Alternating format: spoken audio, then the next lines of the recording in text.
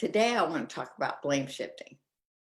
I visited this topic before, and I'm sure I'll visit it again. But I just know that my problems today are not on the outside of me. And so I want to give examples. I used to run around with maybe a guy that I thought I was interested in. And then I would, when that relationship would crash and burn, because it was back in the days of partying, having fun, you know, then I would find a reason to blame him for all of my problems. So I was talking to a mentor of mine once, and I said, and you know what he did? He turned on me. He actually slapped me. So of course I hate him. He's a problem. She goes, really?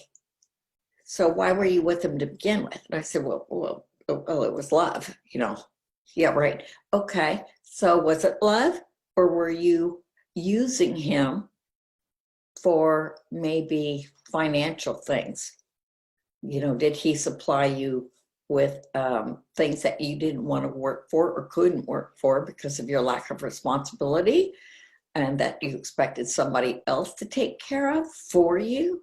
And so you were using him, and if it weren't for that, would you have gone out with him anyway? Well, you know, probably not.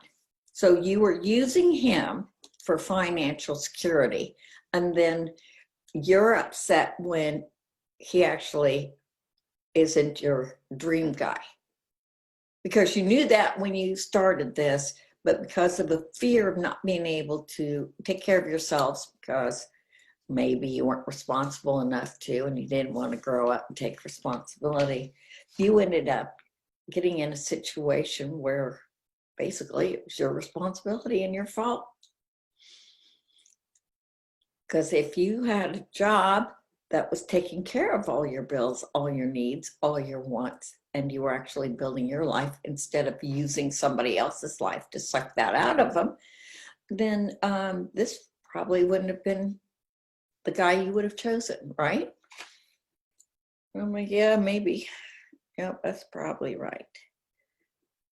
So actually, anytime I am blaming somebody else for my problems, or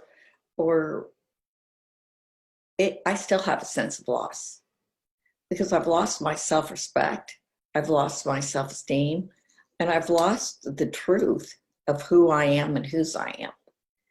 So, you know, there's a scripture in Proverbs 19, and basically what it says is there are people that ruin their whole lives and then blame it on God. So at the end of the day, when I had blamed him, I blamed you, I had blamed Walmart and Disney World and everything in between, there was no one left at the end to blame but myself, and I didn't even want to accept responsibility for that, so I blamed it on God. You know, how many times, why did God let this happen? Well, maybe I let this happen. Maybe a lot of things happen, and maybe we've been given free will, which bottom line, at the center of blame shifting is self-will, and it is not pretty. You know, it's basically rebellion, and then we wonder why we get our butts kicked in the world, or at least I did. It was like a mystery. It was a mystery to me. So today I want to encourage you. There is an antidote for this, right? So I want to encourage you to look in your life to see where fear might be manipulating you, or bitterness. Maybe it's a habit. Maybe it's just an attitude towards everything. You know, it's real easy to do when we model some of the culture we see around us. So choose culture of the kingdom of heaven, choose culture of forgiveness, choose the culture of accepting responsibility. And maybe if I get out of my self-will and ask God to lead me and to guide my steps, I'll make mistakes, but they they aren't chronic all the time. And my life can be built on goodness and not accusation.